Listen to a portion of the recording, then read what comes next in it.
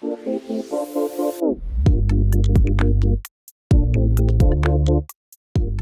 tour came together, and since I had the previous relationship with Madison, it was kind of always known that I was going to be coming on it. And because last year we did a tracks only show, there was obviously a lot of talk beforehand about how this was going to become a live show with a band and still maintain that same level of production. Patchworks is incredible. They take such good care of us. Their racks are some of the best built I've gotten to work on for sure. And it's been a great relationship, and we've started to kind of branch out and spec different gear that hasn't regularly been in their inventory that they've now been adding since we keep coming back to them and reusing it on other tours. Everyone at Patchwork, all the project managers are engineers, and we know exactly how it should be packaged to make it efficient on the day when you're loading in and setting up. People are very used to having loads and loads of boxes, boxes for your RF, boxes for your stage rack, box for this, box for that. But I don't think it really should be like that. It should just be you roll in one case, plug in power, plug in connection to the console, and you're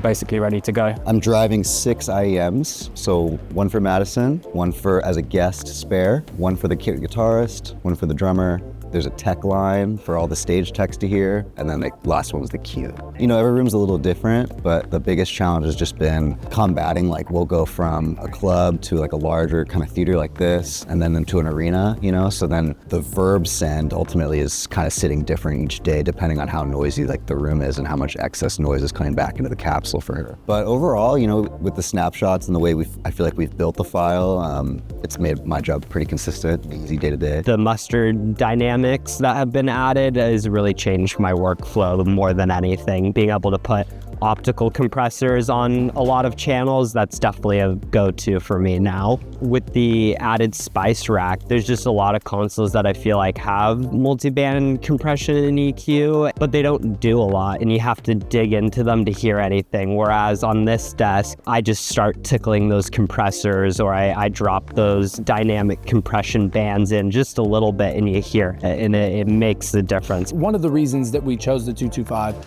was because of its easy integration with outboard gear. The outboard gear that we chose to use on this run is a bit of a bucket list for us. We were lucky enough to have an artist and a team that understood that we could gain a lot of value out of having some analog units. We're using 46 channels off the stage, majority of those being drums, playback channels, tech, talkbacks and stuff like that, and the playback system. I'm using the Waves platform as well to do some bus processing, but most of the stuff is done on board the DiGiCo. And from the busing, we're going out to the analog racks and then back through once again to hit the master bus. I'm not using too many instances of the spice rack as I'm using some of that stuff in Waves, but I did set it up initially so that if I had a Waves failure, for example, I would have backups. But a lot of the processing that's being done within the 225 is in the mustard strips. For the last 3 years straight, I've almost exclusively been touring on DiGiCo. There's been a couple one-offs here and there with Avid, but I'll choose this over just about anything. I'd probably be pretty upset to walk up to a gig that wasn't DiGiCo nowadays. The majority of major festivals, this is the house desk everywhere. Maybe not the 225 exactly,